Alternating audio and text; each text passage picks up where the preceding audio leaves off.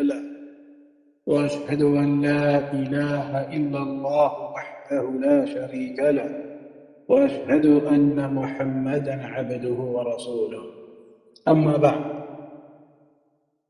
So we began last time in the first class by starting the book Uṣūlu Sunnah of Imām Aḥmad rahimahullah ta'ala with the explanation of our Shaykh Rabi' bin Hadi hafidhahullah ta'ala, and we covered the opening section last time, and that is where Imām Aḥmad rahimahullah ta'ala says أصول السنة عندنا التمسك بما كان عليه أصحاب رسول الله صلى الله عليه وسلم والاقتداء بهم وترك البدع وكل بدعة فهي ضلالة. That from the principles of the Sunnah with us is to cling on to that which the companions of the Messenger sallallahu alaihi wasallam were upon, and to follow them in that, and to abandon innovations, for indeed every innovation is a misguidance. That is where we arrived at last time regarding the issue of innovations, where the Prophet ﷺ mentioned in the hadith of Aisha, "Man ahdatha fi amrina hadha ma laysa minhu fahuwa rad." Whomsoever innovates or brings something new into this religion of ours, into this sharia of ours, fahuwa rad, then it will be rejected. مردود على صاحبه لا يقبل.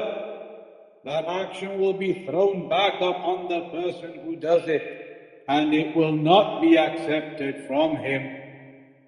In another version, من عمل عملا ليس عليه أمرنا فهو رد. Whomsoever does an action that is not from our actions, our sharia, then it will be rejected upon him, not accepted from him. And as we mentioned last time, such is the importance of this affair of innovations and staying away from them, that the Prophet ﷺ used to emphasize this point every Friday khutbah. At the beginning of the khutbah, in the khutbah al-Hajah, فَإِنَّ كُلَّ بِدْعَةٍ ضَلَالَةٍ, for indeed every innovation is a misguidance. He would say that in the Khutbatul Hajah every Friday on the minbar. Such is the importance of knowing about innovations and staying away from them. And that is because we know that all righteous actions in Islam can only be considered righteous if they fulfill two conditions: al-ikhlas wal-mutaba'a, sincerity and following the Sunnah. If a person does not follow the Sunnah, then that individual will end up in bid'ah, in innovation, even if he claims to be sincere, even if he claims to be upon al-ikhlas. If he is not upon mutaba'ah of the Sunnah, following the Sunnah, then he will fall into innovation and misguidance. And that's why the Salaf, they mentioned, كَم مِّن مُرِيدٍ لِلْخَيْرِ لَمْ يُصِبْهُ. How many people who desire goodness, they have sincerity as they claim, لَمْ يُصِبْهُ, but they never achieve the goodness. They never achieve the goodness, because sincerity alone is not enough. It requires following the Sunnah for the action to be righteous.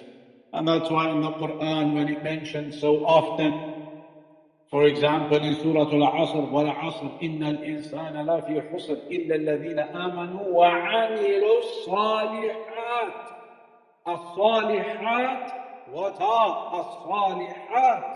Mentioned in the Quran so often. As-Salihat, the righteous actions, they are the ones that are upon sincerity and following the Sunnah. Then after that, Imām Aḥmad, he goes on to mention وَتَرْكَ الْخُصُومَاتِ وَالْجُلُوسِ مَعَ أَصْحَابِ الْأَهْوَاءِ وَتَرْكُ الْمِرَاءِ وَالْجِدَالِ وَالْخُصُومَاتِ فِي الدِّينِ.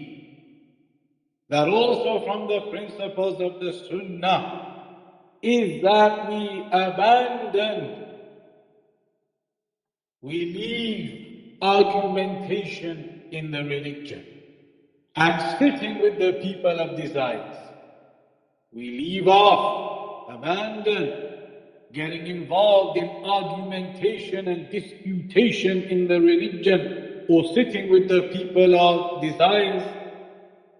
And we abandon and leave that argumentation and disputation and speaking in affairs of the religion in that way, sitting with the people of desires and debating with them in that way.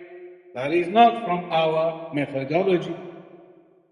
As Shaykh Rabi' mentioned, يعني لا تكثر من الجدال ولا تخاصم إلا في الموضع الذي ترى فيه الفائدة لما يطلبها. That you should abandon, stop getting involved in arguments and debates too often. Only do that. Only get involved in a discussion with somebody where you genuinely see or feel that there will be some benefit in it for that person. Where you feel that the person who wants to talk to you and converse with you and get into a discussion with you is being sincere and he will listen and he will benefit. Where you see that there may be a benefit, then okay, sit with him and converse and discuss. But as for every person who comes along from the people of desires and they want to debate you, they say, you Salafis, you say this and you say that. And they all want to come, wanting to debate you and have argumentation with you and bring their evidences. And Imām Aḥmad said, it is not our way to entertain all these people. It is not from our methodology to entertain all of these people, to get involved in debates with this one and discussions with that one and arguments with this one. That is not from our methodology. But the one who you see is being sincere and he will perhaps benefit, then try to give him da'wah and discuss with him and rebuke his doubts. إنسان يريد ناقشك ليصل إلى الحق تأكدت منه تفضل. As Shaykh Rabi' says, if somebody wants to come and debate you, but he is genuine and he wants to get to the truth. He genuinely wants to come and discuss with his points of view and what he has understood, and he wants to come and discuss the way the Salafi methodology is, but you see him to be someone sincere and genuine, and he wants to have that discussion to genuinely get to the truth, then good. In that case, good. Shaykh Rabi' says, okay, talk to him. But as for the one who comes wanting to fight, he just wants to come and fight. I want to debate you. You are the Salafi, you call yourself Salafi. I want to have a debate. I want to have a discussion. I want to have this sitting with you. Then Shaykh Rabi' says, no. Imām Aḥmad mentions here, no. We do not entertain everybody and anybody who wants to come and debate and argue. And Shaykh Rabi' said, وَجَادِلْهُمْ بِالَّتِي هِيَ أَحْسَنُ. And debate with them or discuss with them in a manner that is better. In a manner which has wisdom in it. For the one who you see is genuine, then discuss with him in a manner of goodness, in a manner where you are genuine in how you speak and talk, and wise in how you present your argument to him. Because many people, they may not have that ability. Many people, they become angry too quick when they hear somebody with an opposing view that opposes Ahl Sunnah, opposes the methodology of the Salaf. Then instantly they become angry and they start rebuking that person. That may not necessarily be the right way. Maybe that person is genuine. He wants to learn. Maybe that person has never heard anything other than what he has been taught from his mosque or his social gatherings or wherever he has come from. So do not become angered. Maybe that person doesn't know the reality, has never done the Salafi methodology yet. So speak to him calmly, present the evidences calmly, present them with wisdom. There is no reason to become angry. The truth is with you. Ahl Sunnah are upon the truth. There is no reason to become angry. You can calmly present to them the evidences, present to them the proofs and the arguments, and they will not be able to rebuke that or reject that or refute that. So جادلهم بالتي هي أحسن. Debate them in a manner that is better. أما إنسان يريد أن يغالط وأن يصارع وأن يغلب هذا لا تجادله. هذا من المراء المذموم ومن الخصومات في الدين الخصومات المذمومة. الشيخ ربيع said, so as for the one who is not genuine, he only wants to come and have a debate with you, like they do on YouTube these days. They say so-and-so, a debate versus so-and-so and so-and-so. And they promote it and they spread it around. There's going to be a debate between this individual, this sheikh from this sect, and that sheikh from that sect, and they're going to debate each other. And it becomes an entertainment, and it becomes a show. And they are each looking to overwhelm the other, and they are looking to debate and argue. And you have seen some of the calamities they fall into on YouTube and other places where they record these so-called debates. It is not befitting for a person to engage himself watching those affairs and to become involved in those affairs. فَلَا تُخَاصِمْ وَلَا تُمَارِ بَارakaLlāhu fīkum, as Shaykh Rabi'a says. So don't get involved in arguments and debates with people who just want to come and do that for the sake of it. وَالْحَكِيمُ يَضَعُ الْأُمُورَ فِي مَوَاضِعِهَا. And the wise person puts everything in its place. Meaning, when you see somebody genuine, then good, give them your time and talk to them.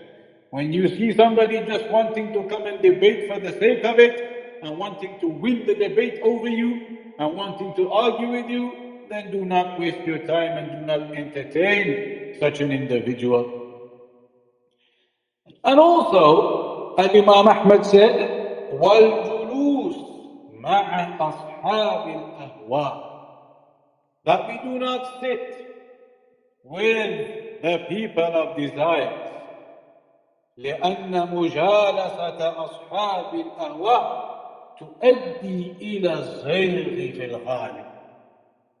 Because sitting with the people of desires, gathering with them, mixing with them, sitting with them, then usually and normally that will lead to misguidance.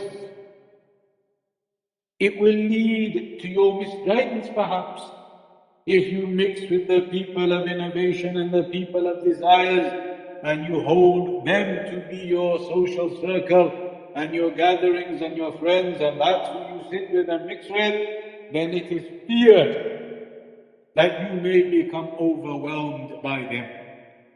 It is feared that you will give in and start following upon their ways and become convinced by their ways or fall into the doubts of their ways. And so, from the principles of Ahl Sunnah, we do not sit and mix and gather and hold companionship with the people of desires. وَكَثِيرٌ مِّنَ النَّاسِ يَغْتَرُّونَ بِمَا عِنْدَهُم مِّن مَعْرِفَةٍ. As Shaykh Rabi'a says, many people, they become deceived by themselves. They think they are strong in knowledge, and they think they are smart, and so they go forth wanting to go and sit with the people of innovation, with the people of desires, thinking they are intelligent and knowledgeable. And so they go and mix with those people. But then what happens? As Shaykh Rabi' says in the end, فَيَقَعُونَ فِي الضَّلَالِ. They end up falling into misguidance themselves in the end. And that's why Shaykh Zayd ibn Hadi rahimahullah ta'ala said, it is not for every person to think he can go and debate. It is not for every person to think that he can go and debate and discuss and refute the people of innovation. It is not befitting, because many people may not be capable of that. A person thinks he has knowledge, mashallah, he has learned a few books, and he thinks he can now go into the realm of debating with those people of innovation. And then what happens is that they overwhelm him, because he has not memorized the evidences. He has not memorized the proofs. How are you going to go and discuss and debate with somebody if you do not know your evidences and you have not memorized your proofs? You have not memorized the Quran or the Sunnah. You cannot quote any evidences to them. And so, as Shaykh Rabi' said, this is a mistake. How some people, they think they have enough knowledge now and they can go. As Shaykh Zayd, he mentioned, it is not befitting for the small students to think they can go and engage in that. And so, Imām Aḥmad is highlighting here that it is not the methodology of Ahlul Sunnah to go and sit with the people of innovation and to become involved in trying to debate them and refute them, especially if a person is not qualified, and a person should not think that with a little bit of knowledge he is now capable of going and doing that. Rather, you must preserve and protect your religion and not get involved in debates and arguments with the people of innovation. Restrict that to those only who you see are genuine. Perhaps there are people at your workplace. Perhaps you have neighbors who are interested and they want to learn, and they've been raised up upon some deviant methodology maybe.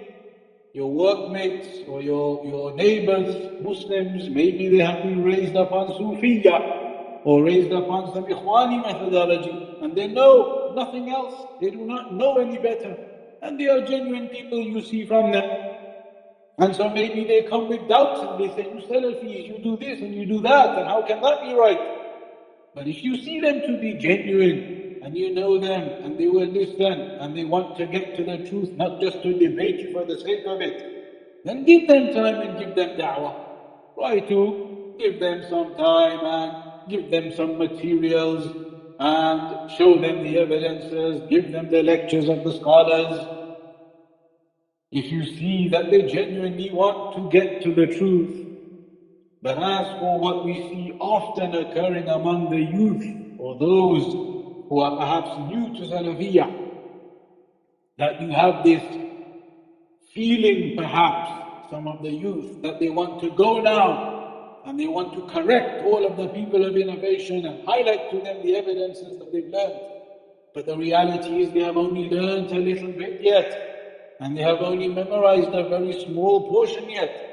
And so the scholars, they advise it is not suitable to get yourself involved in discussions and debates and entertain everybody who wants to come and argue with you. So beware of that. Focus on your communities.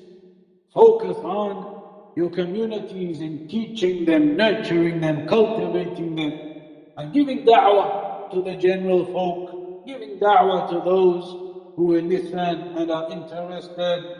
But as for those who want to argue with you and debate with you, and that's all they desire, then leave them aside. And do not put your effort or your time and energy into that, and neither do you entertain everybody and anybody who comes along. Then after that, Imam Aḥmad says, وَالسُّنَّةُ عِنْدَنَا آثَارُ رَسُولِ اللَّهِ صَلَّى اللَّهُ عَلَيْهِ وَسَلَّمَ وَالسُّنَّةُ تُفَسِّرُ الْقُرْآنَ وهي دلائل القرآن ليس في السنة قياس ولا تضرب لها الأمثال ولا تدرك بالعقول ولا الأهواء إنما هو الاتباع وترك الهوى. He says, and the Sunnah with us is the narrations of the Prophet sallallahu alaihi wasallam, meaning his statements, his actions, and his tacit approvals. We know from the Sunnah we have the statements of the Prophet sallallahu alaihi wasallam, clear statements where the Messenger said, do this or don't do that. Clear hadith where the Messenger spoke and told us about things. Then we also have أفعاله, the actions of the Prophet sallallahu alaihi wasallam. The actions of the Prophet sallallahu alaihi wasallam. We have various narrations where the companions narrated to us the Messenger would do this or would do that. Those actions of the Messenger can be sunnah. And also taqreerat, tacit approvals. That could be, for example, where some companions at the time of the Prophet ﷺ did something and the Messenger did not correct them and did not rebuke them. This would then indicate that the Messenger was in approval of what they did. Because if the Messenger was not in approval of what they did, he would have told them. He would have told them, this is against the Sunnah, you do not do it like this. But the fact that the companions did things and the Messenger did not rebuke them or clarify anything to them about that, then it indicates that the Messenger was agreeing with them. It was a tacit approval. And there are examples of that. Sometimes you see hadith in the Sunnah where the companions, they say, we used to do such and such at the time of the Prophet sallallahu alaihi wasallam. We used to do so and so at the time of the Messenger. Scholars say that can be taken as a Sunnah. That if the companions used to do this particular action at the time of the Prophet sallallahu alaihi wasallam and they were never told otherwise, they were never rebuked, they were never given any further clarification or told not to do that, then it indicates their action was okay and it's good and permissible. But what if somebody says, maybe some of the companions were doing things at the time of the Prophet ﷺ that the Messenger was not aware of? Then how can we say those actions of the companions are correct and sunnah? Maybe the Messenger wasn't aware that they were doing those things. There is a very simple answer to that. A very simple answer to that. If the companions were doing something that was against the religion, against the Sharia, even if the Messenger was not personally aware of that, the revelation would have come down to him to tell him. The revelation would have come to him, telling him to clarify such and such an affair or to make clear about this action or that action. The revelation would have come to him.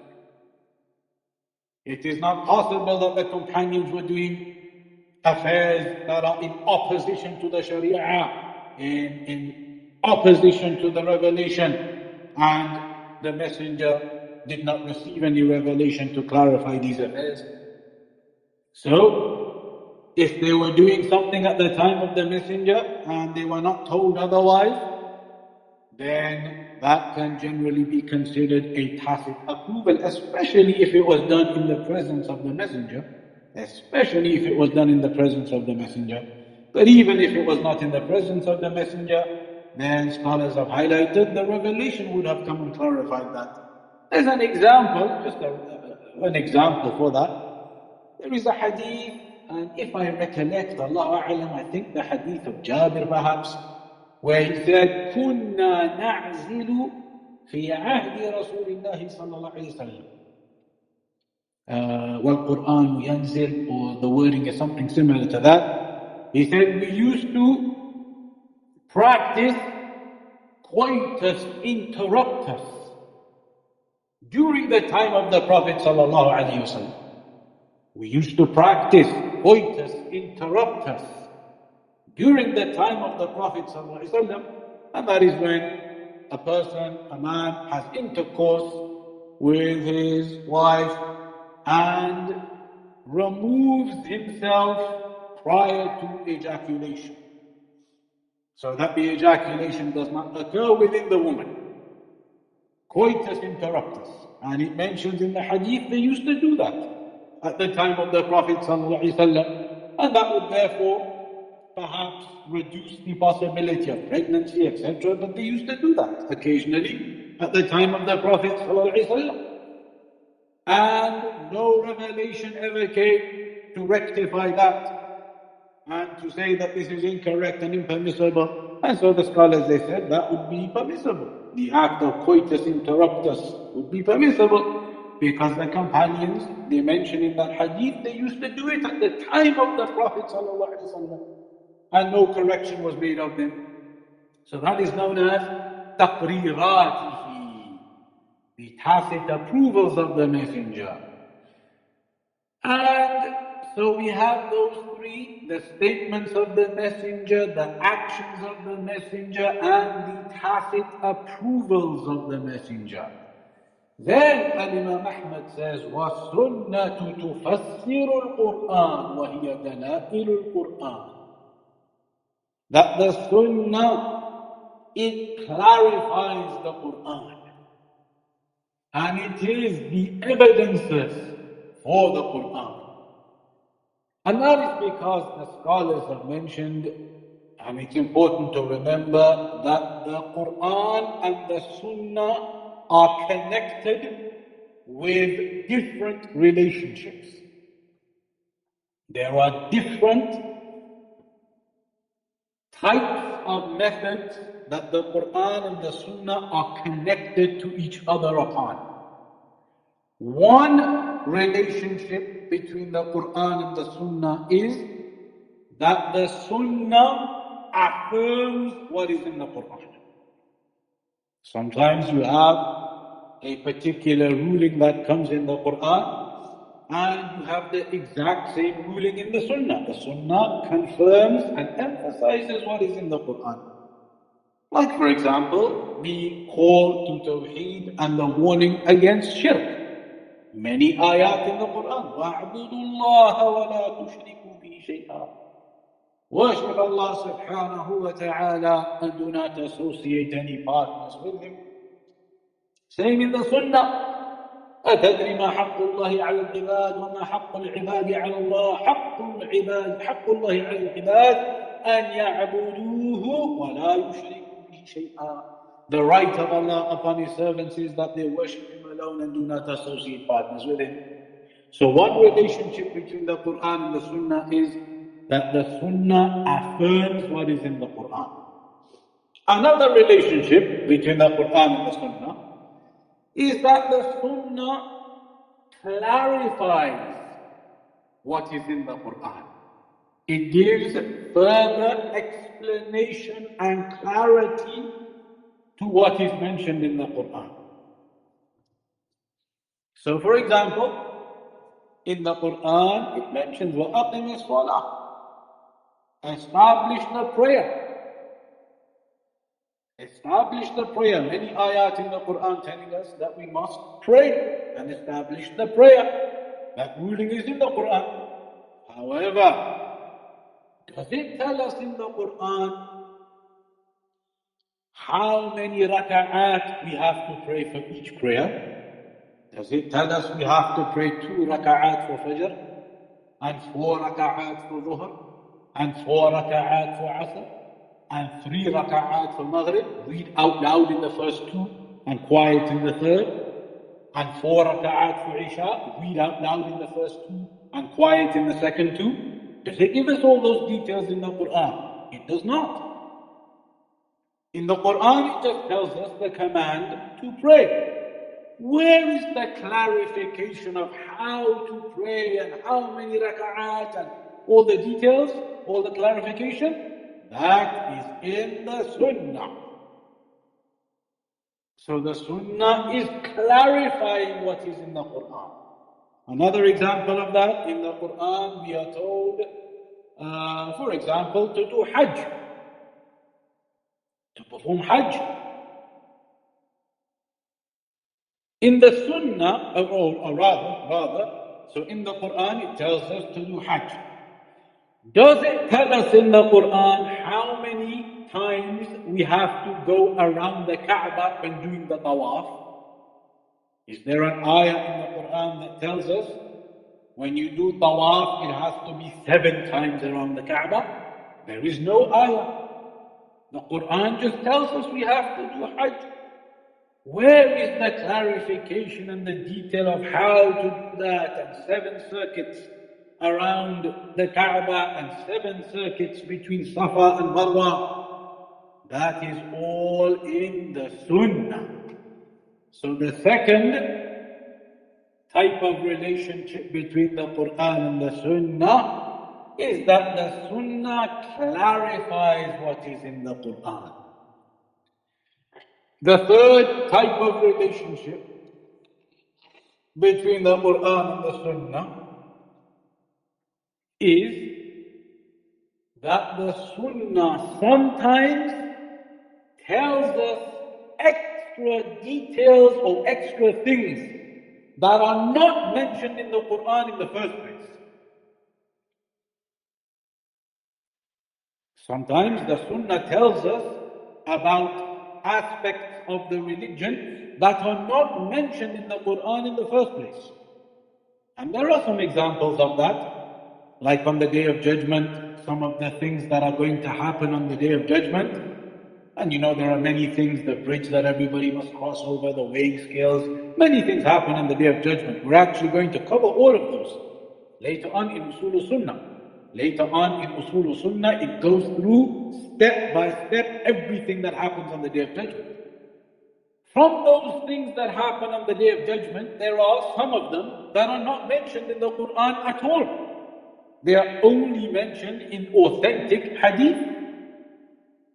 So that is another type of relationship. Sometimes there might be something in the Sunnah that wasn't in the Quran in the first place. So 3 relationships between the Quran and the Sunnah. The Sunnah affirms what is in the Quran. The Sunnah clarifies and explains what is in the Quran. The Sunnah gives extra knowledge that is not mentioned in the Quran in the first place. So what's the difference between the second and the third type? In the second type, the Sunnah is clarifying and explaining something that is already mentioned in the Quran. In the third type, the Sunnah is giving us some details of affairs that are not mentioned in the Quran in the first place. So remember those 3 different types of relationship between the Quran and the Sunnah. And we know that both of those are revelation. Quran and Sunnah, both of them are revelation from Allah subhanahu wa ta'ala. It's mentioned in a narration of Atiyya ibn Hassan, or perhaps Hassan ibn Atiyya. I forget which way around his name was, I believe Atiyya ibn Hassan. He said, كان جبريل ينزل على النبي صلى الله عليه وسلم بالسنة كما ينزل عليه بالقرآن. That Jibreel alayhi salam used to descend upon the Prophet sallallahu alayhi wasallam with the Sunnah, just as he used to descend upon him with the Quran. The Sunnah is revelation from Allah subhanahu wa ta'ala, just as the Quran is revelation from Allah subhanahu wa ta'ala. كان ينزل جبريل عليه بالسنة كما ينزل عليه بالقرآن. Jibreel used to come to the Prophet ﷺ with the Sunnah, just as he used to come to him with the Quran. And there are other forms of revelation in the Sunnah that are mentioned, how it used to come to him. But the point is, both of those, the Quran and the Sunnah, are revelation from Allah subhanahu wa ta'ala. And that's why the Prophet ﷺ said, تَرَكْتُ فِيكُمْ شَيْئَيْنِ إِن تَمَسَّكْتُمْ بِهِمَا لَن تَضِلُّوا بَعْدِي كِتَابَ اللَّهِ وَسُنَّتِي. I have left two things behind. As long as you cling on to them, you will not go astray. The Book of Allah and my Sunnah. The Book of Allah and my Sunnah. And in fact, even those people known as the Qur'aniyun, those individuals who claim that they only follow the Qur'an, and they say, forget the Sunnah, we don't know whether it's authentic or it's not, whether hadith is sahih or it's weak. Forget that. Stick to the Qur'an, they say, the Qur'aniyun. But the Qur'an itself refutes them. Because does the Qur'an not say to us, وَمَا آتَاكُمُ الرَّسُولُ فَخُذُوهُ? That which the messenger brings you with, or comes to you with, then take it. That which the messenger comes to you with, فَخُذُوهُ, then take that. But the Qur'an, they say, no, we cannot take that. It could be authentic, it could be weak, it could be this, it could be that. And that is falsehood from them. Falsehood and a false claim. And there is a famous narration of Imran ibn Husayn. Imran ibn Husayn, radiyallahu anhu, on one occasion he was delivering a class, or he was in a gathering, and he was talking to the people and giving them some reminder, quoting ayat from the Quran and a hadith from the Sunnah in that reminder of his. And one person got up in the audience and he said to him, حَدِّثْنَا بِالْقُرْآنِ فَقَطْ. He said to him, lecture us from the Quran only. Meaning, quote the evidences you're using from the Quran, the ayat only. Forget the hadith. Give us a lecture, give us a reminder with only evidences from the Quran. Forget the hadith. They were Qur'aniyun. They were trying to say the hadith, we don't know whether it's authentic or not, or what's going on, so stick to the Qur'an only. Imran ibn Husayn said to that man, this man, he just got up in the audience and said that. Imran ibn Husayn said to him, Udunu, come here. And so that man came through the gathering to the front, where Imran ibn Husayn was sitting. And Imran ibn Husayn said to him, أرأيت لو وكلت أنت وأصحابك إلى القرآن. He said to him, do you not see that if you and the likes who are upon your way, those who are upon the likes of you, do you not all see that if you were left to the Quran only, then how would you know, the example that we mentioned earlier, how would you know that Dhuhr is 4 raka'at, and Asr is 4 raka'at, and Maghrib is 3 raka'at, and you read loud in the first two and quiet in the third? How would you know all those things? And if you were to be left to the Quran only, then how would you know tawaf is done 7 times around the Kaaba when you do tawaf? How would you know it is 7 times? And then Imran ibn Husayn said to the people, oh people, beware. Beware. Beware of the likes of this individual and this methodology. It is indeed a misguided idea, a misguided thought that we stick to the Quran only. The hadith, we don't know what's going on. Is it authentic? Is it not? Rather, we know the authentic Allah subhanahu wa ta'ala has preserved the Quran and preserved the Sunnah. We cannot sit here now saying we don't know what the Sunnah is, what the authentic hadith are, what are not. Scholars of hadith in those early centuries, up until our time now, the likes of Shaykh al-Albani, they have researched and researched and researched into the biographies of those narrators, into the chains of narration, looking at all of the hidden defects, looking at every angle, and they have written books upon books clarifying those chains of narration, who those narrators were. You can get books now that are 20, 30 volumes big, telling you the biographies of all of those narrators who narrated hadith. And if there is a narrator we do not have any biography for, nobody knows who he is, he's unknown, then in that case the scholars will say this hadith is weak. They check in detail every single thing. Who this person was he authentic? Was he a correct narrator? Did he used to make mistakes? What was his memorization like? Everything. Studied and researched and books upon books compiled by the scholars of old. And so a person to come along now and say, we do not know if the hadith is good or not, or it's authentic or not, I don't know. Let's stick to the Quran only. That is a false methodology. We have the Quran and we have the Sunnah, both of them go hand in hand together. تَرَكْتُ فِيكُمْ شَيْئَيْنِ مَا إِن تَمَسَّكْتُمْ بِهِمَا لَن تَضِلُّوا بَعْدِي. I have left two things behind. As long as you cling on to them both, then you will not go astray. And did Allah not say to us in the Quran, فَلَا وَرَبِّكَ لَا يُؤْمِنُونَ حَتَّى يُحَكِّمُوكَ فِيمَا شَجَرَ بَيْنَهُمْ ثُمَّ لَا يَجِدُوا فِي أَنفُسِهِمْ حَرَجًا مِمَّا قَضَيْتَ وَيُسَلِّمُوا تَسْلِيمًا. That by your Lord, they will not believe until they make you the judge in their affairs of disputation. And then when you judge, they do not find any hesitancy in what you have ruled, and they submit to that. Allah told us to return to the Messenger, to return to His Sunnah.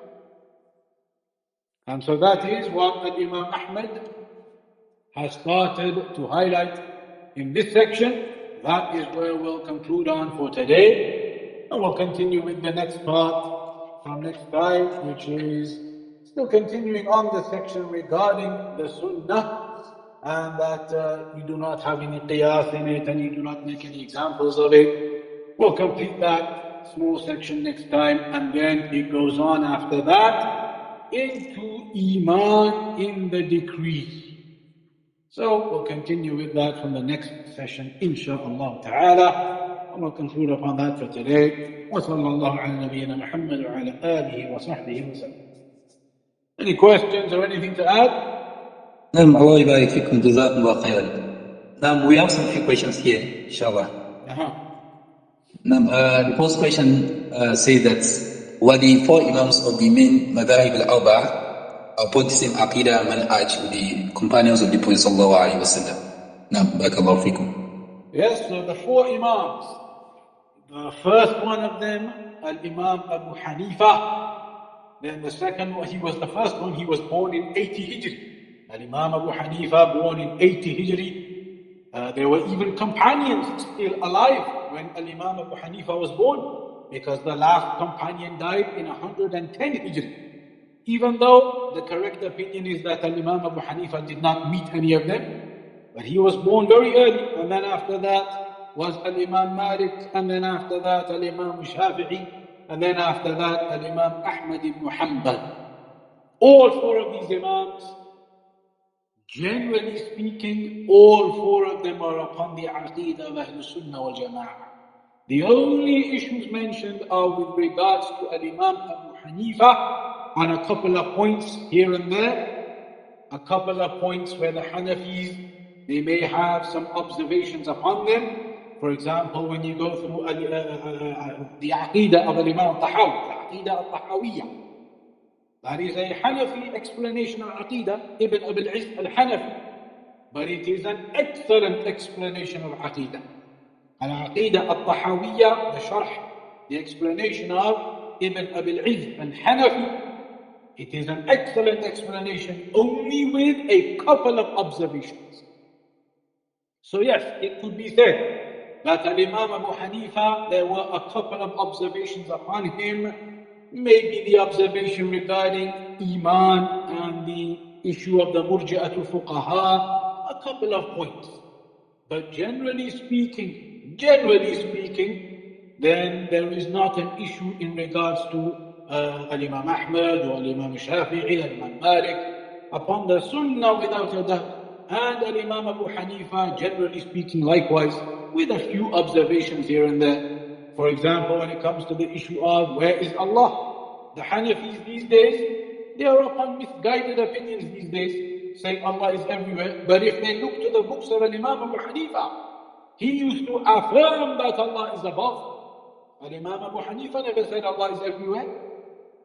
He said in one of his books, I believe Al-Fiqh Al-Akbar, he said, لَيْسَ مِنْ وَصْفِ الْأُلُوهِيَّةِ أَنْ يُدْعَ اللَّهَ مِنَ الْأَسْفَلِ. Imām Abu Hanifa said, it is not from the characteristics of the uluhiyyah, the worship of Allah, the lordship of Allah, the greatness of Allah, to call upon Him downwards. You do not call upon Allah downwards. What he was meaning was that you call upon Allah upwards. Allah is above.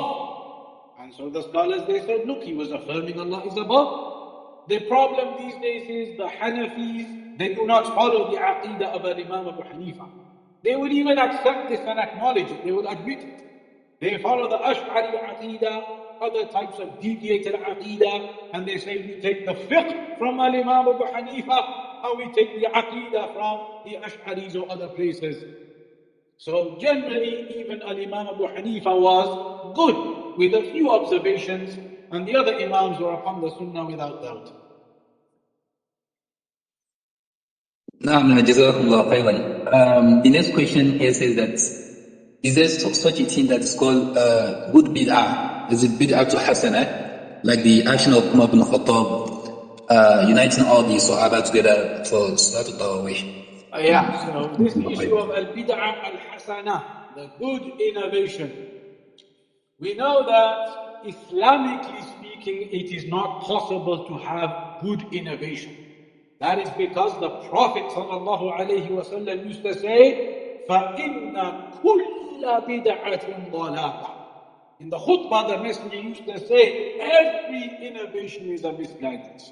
So there cannot possibly be any good innovations in the religion. The meaning of that narration, what happened with Umar ibn al-Khattab and the Taraweeh prayer, think about the situation. At the time of the Prophet ﷺ, did they ever pray Taraweeh in congregation? Yes, they did. Originally they did. Then the Messenger went into his home and did not do the congregation, fearing that it may become obligatory. Then after his death, when the revelation had now stopped, revelation had now finished, there was no possibility of any revelation coming now and telling us it's obligatory to pray the Taraweeh prayer. So Umar ibn Khattab revived the Sunnah of congregating for Taraweeh as the Messenger had done initially. So he revived a Sunnah. That's what they talk about bid'ah hasanah in that context. It was a good innovation because people had lost that and stopped doing it for a long time. Then he revived that. He revived a Sunnah. And so it was like an innovation because it hadn't been done for a long time. But it wasn't actually an innovation in the religion. The Messenger had prayed in congregation. He simply revived it. So when you revive a Sunnah, maybe they call it a bid'ah hasanah in that context of reviving a Sunnah. As for somebody making up a bid'ah that was never in the Sunnah, nothing to do with the Sunnah, then that is never going to be acceptable and you're never going to be able to use the term bid'ah hasanah or anything for that. There is no such thing as bid'ah hasanah in the religion. In that context of Umar, it is just talking about reviving a Sunnah. Jazakumullah khairan. This questioner says that if a sister is accepted to study at a Jamia overseas like Saudi Arabia, and whenever she wanted to travel and come back home, she would be accompanied by her father. So the question is it allowed for her to stay in the country studying while she doesn't have any mahram with her? It is possible. It is possible if there is safety and security and she does not need to travel anywhere. She lives at the university, maybe in the university campus, in the rooms that they provide, and she's just there studying with other females, full female university, and she doesn't need to go out anywhere, travel around places, and safe and secure. It is permissible. It is permissible if there is a need for that. She could be left there, and it is safe and secure, and she has other females with her. They are all together. They're not going to travel anywhere. Just stay there to study, and then the father picks her up. It is possible, but you have to just judge the safety and security aspect of things. And she cannot travel around in Saudi Arabia by herself anywhere. If she was, for example, in Riyadh, then she would not be allowed to go to do Umrah by herself with her friends. That would be classed as traveling. She would have to stay on the campus, just study, and then her father can pick her up. She would not be allowed to travel around to the distance of traveling. Now, Jazakallah khairan. The next question asks that he wants advice on the wujub of a wife to stay at home. That is, some sisters say that it's not mandatory for a wife to stay at home, and the part of the question also is that what is the commandment of the husband and her parents? Which one comes first? Jazakallah khairan. So the first issue regarding it is not mandatory for the women to stay at home. We do not say that it is mandatory, but rather we say the Quran has highlighted and the Sunnah has highlighted. It is better for the women to preserve themselves and stay in the homes, and there is no need for them to be out on the streets and going places unless there is some need or necessity to do so. So a woman would not just go out for the sake of going out, just to walk around the streets or to walk around the shopping centers. That is not befitting. But if there was some reason or need, she needs to get some shopping, she needs to go see somebody or meet one of her friends, or there is a reason, then it is allowed. If she covers herself properly, maintains her chastity, maintains her modesty, and she goes out where there is a need, that is permissible. It cannot be said that the husband should keep her in the house 24 hours a day. She is allowed to go out with the permission of the husband where there is some need. But there is no need for a woman to generally keep going out all the time. Just to go out and walk around the shopping centers or walk around here, walk around there. There is no need for that. But where there is a need, then yes, the husband should give her permission or take her and let her go. It is not, nobody is saying it is mandatory that she stays in the house 24/7. As for the parents and the husband, then the husband generally takes the priority, but there needs to be wisdom. The husband needs to be wise. If her parents are requesting something, then unless the husband has a reason to reject that request, then he should be wise and be accommodating. If the parents, they want to request something, like they say to their daughter, we would like you to come to our house on this weekend because we have some guests or something, we would like your help with the cooking or something like that. And the husband does not have any reason to not let her go for that weekend. He does not need anything that weekend, he is free, there's no reason to keep her. Then he should be wise and accommodating and let her go. Do not make an issue out of it and say, no, I want you to stay at home for no reason. Be wise and be gentle and compassionate and caring with one another. And look at the masalih. Look at the goodness and the benefits and be cooperative. And it is not befitting for people to take stubborn characteristic and behavior and say, no, I want you to do this, or no, you must do that. Be wise, be accommodating. If the husband has a need, he says, look, you cannot go this weekend because I must go to a work business meeting or something, and you have to look after the children. It's impossible for me to miss my meeting. Fair enough. Then he can say to her, you cannot go. You will have to tell your parents you cannot go. It's not possible this weekend because there's nothing I can do. So be wise when there is a possibility of working together with the parents. Be wise and allow that to occur and be good and create goodness rather than being stubborn. if there is no reason for it. Now, Jazakumullah khairan. I don't know if you can ask more questions, inshallah. go on here. Alhamdulillah.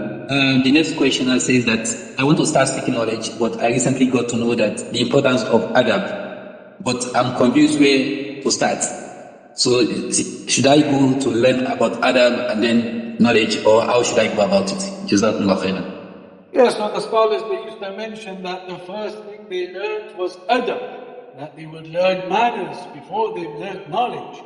And even the scholars of hadith, they would talk about the importance of adab. However, we have to look at the circumstances that we are in. For example, now in Australia, you do not have ulama there, you do not have the big scholars there.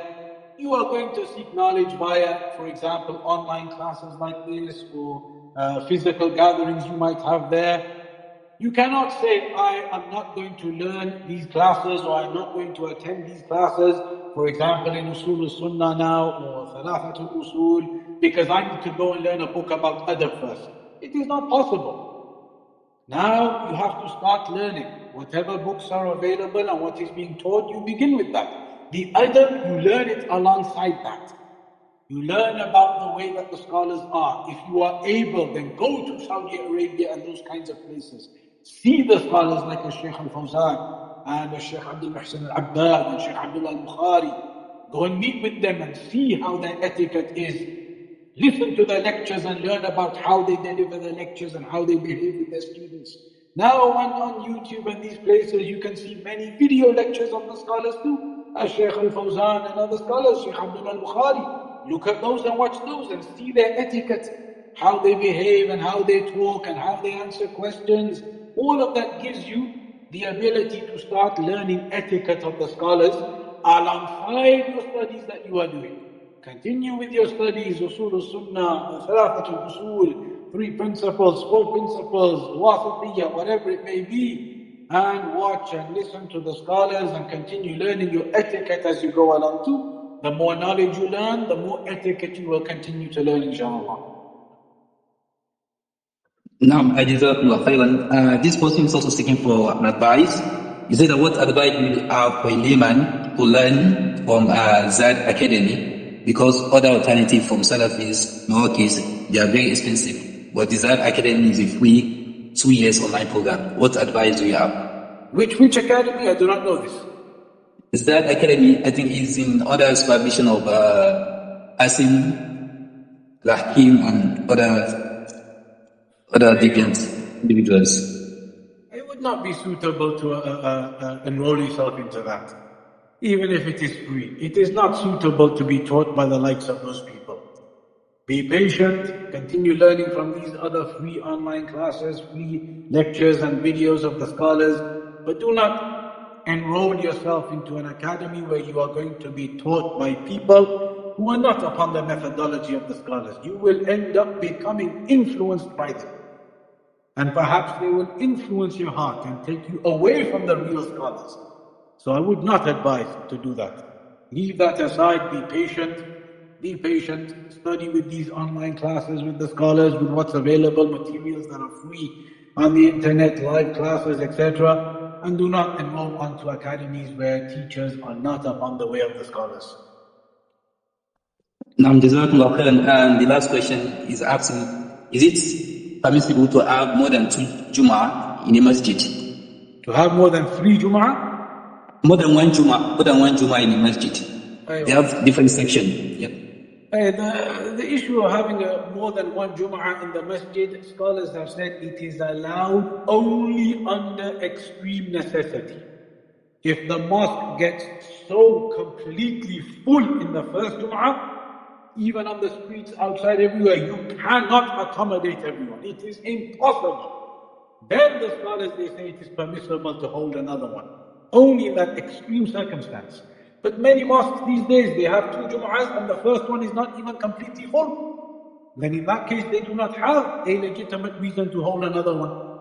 The second Jum'ah will only be allowed in extreme circumstances, where there are so many people in the community, the mosque simply cannot hold all of the people, even the streets and everything becomes full and they cannot hold everyone, extreme circumstance, maybe they can do a second one. But otherwise, it is not correct to do a second one when there is capacity in the first one. Inshallah ta'ala, we'll meet again the next time then. BārakaLlāhu fīkum wa sallallahu ala nabiyyina Muhammad wa ala alihi wa sahbihi wa sallam.